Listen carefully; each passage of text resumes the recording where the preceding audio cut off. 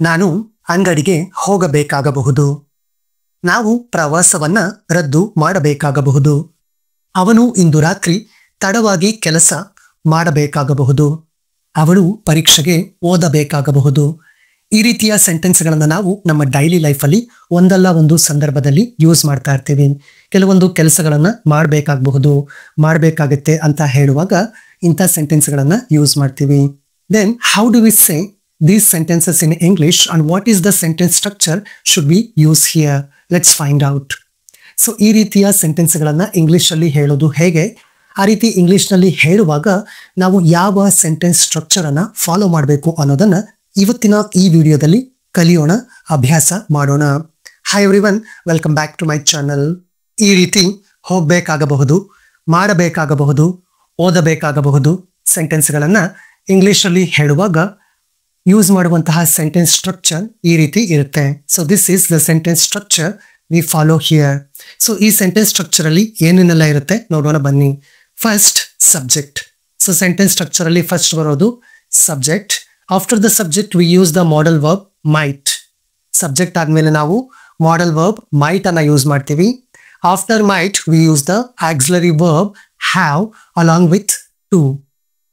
Model verb ಆದ್ಮೇಲೆ auxiliary verb have ಅನ್ನ use ಮಾಡ್ಕೊಡ್ತೀವಿ, ಅದರ ಜೊತೆಯಲ್ಲಿ ಟು ಕೂಡ ಸೇರಿರುತ್ತೆ, have to. And then we use the main verb. And main verb means the verb in its base form. Main verb ಇಲ್ಲಿ base form ಅಲ್ಲಿ ಇರುತ್ತೆ. And after that there will be an object or a complement. ಕೊನೆಯಲ್ಲಿ ನಮಗೆ ಒಂದು object ಇರುತ್ತೆ ಅಥವಾ ಒಂದು compliment ಇರುತ್ತೆ. ಈಗ ಈ ಸೆಂಟೆನ್ಸ್ ಸ್ಟ್ರಕ್ಚರ್ ಅನ್ನ ಫಾಲೋ ಮಾಡಿಕೊಂಡು ಒಂದಷ್ಟು ಕನ್ನಡ ವಾಕ್ಯಗಳನ್ನ ಇಂಗ್ಲಿಷಲ್ಲಿ ಟ್ರಾನ್ಸ್ಲೇಟ್ ಮಾಡೋಣ ಅಥವಾ ಇಂಗ್ಲಿಷ್ಗೆ ಟ್ರಾನ್ಸ್ಲೇಟ್ ಮಾಡೋಣ. ಈಗ ನಾವು ಸೆಂಟೆನ್ಸ್ ಸ್ಟ್ರಕ್ಚರ್ ಅನ್ನ ಫಾಲೋ ಮಾಡ್ತಾ ಇಲ್ಲಿ ಕೊಟ್ಟಿರುವಂತಹ ಸೆಂಟೆನ್ಸ್ಗಳನ್ನ ಇಂಗ್ಲಿಷಲ್ಲಿ ಹೇಳೋಣ ಅಥವಾ ಇಂಗ್ಲಿಷ್ಗೆ ಟ್ರಾನ್ಸ್ಲೇಟ್ ಮಾಡೋಣ. ಸೊ ನಾನು ಹೇಳ್ಕೊಟ್ಟಂತಹ sentence structure that is the basic sentence structure. ಕೆಲವೊಂದು ಸಂದರ್ಭಗಳಲ್ಲಿ ಸೆಂಟೆನ್ಸ್ ಸ್ಟ್ರಕ್ಚರ್ ಅಲ್ಲಿ ಕೊನೆಯಲ್ಲಿ ಕೆಲವು ಬದಲಾವಣೆಗಳು ಕೂಡ ಆಗುತ್ತೆ. Sometimes instead of object and complement we use prepositional phrases. Prepositional phrases ಕೂಡ ಬರುತ್ತೆ, ಅಡ್ವರ್ಬಿಯಲ್ ಫ್ರೇಸಸ್ ಕೂಡ ಬರುತ್ತೆ. ಅದು ಯಾವಾಗ ಅನ್ನೋದನ್ನ ನಾನು ಎಕ್ಸಾಂಪಲ್ನ ಎಕ್ಸ್ಪ್ಲೈನ್ ಮಾಡುವಾಗ ಹೇಳ್ತೀನಿ. ಸೊ ಈಗ ಸೆಂಟೆನ್ಸ್ ಸ್ಟ್ರಕ್ಚರ್ ಅನ್ನ ಫಾಲೋ ಮಾಡ್ತಾ ಈ ಸೆಂಟೆನ್ಸ್ಗಳನ್ನ ಇಂಗ್ಲಿಷಲ್ಲಿ ಹೇಳೋಣ. ನಾನು ಅಂಗಡಿಗೆ ಹೋಗಬೇಕಾಗಬಹುದು. I might have to go to the store. I might have to go to the store. So, based on the sentence structure, we translated this sentence. So, sentence structure ಅನ್ನ base ಆಗಿ ಇಟ್ಕೊಂಡು ಈ ಸೆಂಟೆನ್ಸ್ ಅನ್ನ ಕನ್ನಡದಲ್ಲಿರುವಂತಹ sentence ಅನ್ನ ಇಂಗ್ಲಿಷಲ್ಲಿ ಹೇಳಿದೀವಿ. First subject. I is the subject here. Then the modal verb might. After the modal verb have to, go to and go base verb. And then after that a prepositional phrase. Illondu prepositional phrase anna use ಮಾಡ್ಕೊಂಡಿದ್ದೀವಿ.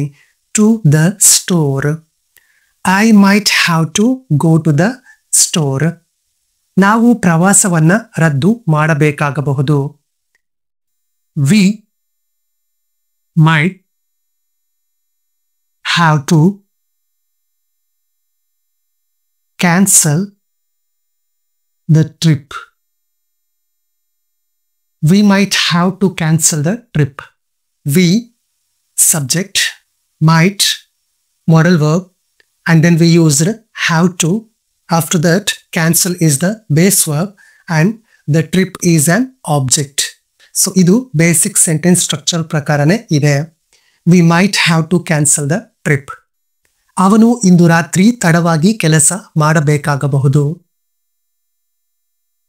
ಹಿ might have to work late to night.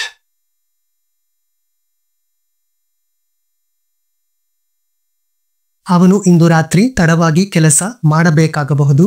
He might have to work late tonight. ಅವಳು ಪರೀಕ್ಷೆಗೆ ಓದಬೇಕಾಗಬಹುದು. She might have to study for the exam. She might have to study for the exam. So ಈಗ ನಿಮಗೆ ಈ ರೀತಿಯ ಸೆಂಟೆನ್ಸ್ಗಳನ್ನ ಅಂದ್ರೆ ಹೋಗಬೇಕಾಗಬಹುದು, ಮಾಡಬೇಕಾಗಬಹುದು, ಓದಬೇಕಾಗಬಹುದು ಅನ್ನೋ ಸೆಂಟೆನ್ಸ್ಗಳನ್ನ ಇಂಗ್ಲಿಷ್ ಅಲ್ಲಿ ಹೇಳೋದು ಹೇಗೆ ಅನ್ನೋದ್ರ ಬಗ್ಗೆ ಬೇಸಿಕ್ ನಾಲೆಡ್ಜ್ ಬಂದಿದೆ ಅನ್ಕೊಳ್ತೀನಿ. ಈಗ ಇನ್ನೊಂದಷ್ಟು ಉದಾಹರಣೆಗಳನ್ನ ನೋಡೋಣ.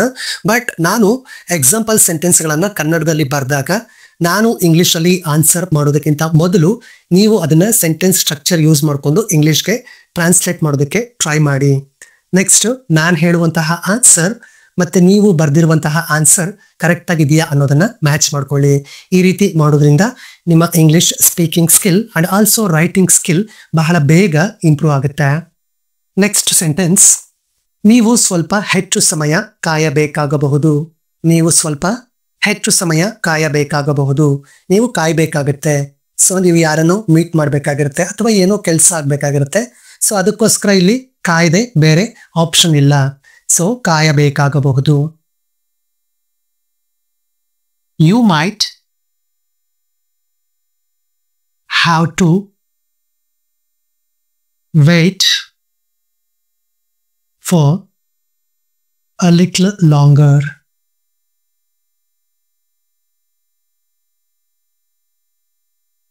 You might have to wait for a little longer. Why little longer? Because ಸ್ವಲ್ಪ ಹೆಚ್ಚು ಸಮಯ, ತುಂಬಾ ಹೊತ್ತೇನಿಲ್ಲ, ಸ್ವಲ್ಪ ಹೆಚ್ಚು ಸಮಯ ಕಾಯಬೇಕಾಗಿರೋದ್ರಿಂದ a little longer. You might have to wait for a little longer. ಅವರು ಹೊಸ ನಗರಕ್ಕೆ ಹೋಗಬೇಕಾಗಬಹುದು. They might have to move to a new city.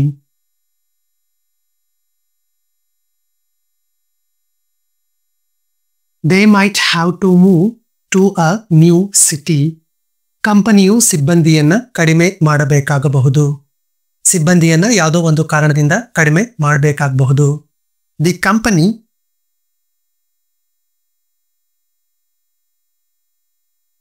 might have to reduce the staff. The company might have to reduce the staff.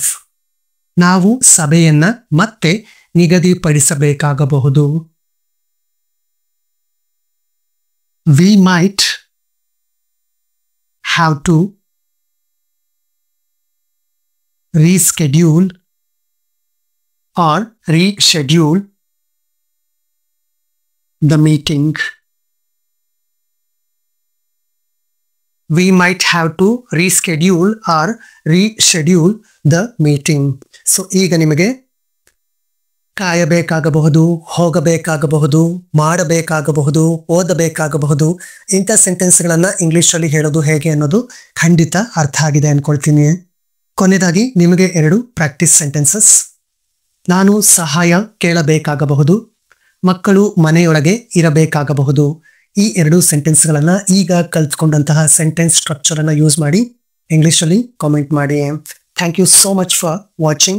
If you found this video useful, don't forget to like, share and subscribe. See you again in the next video.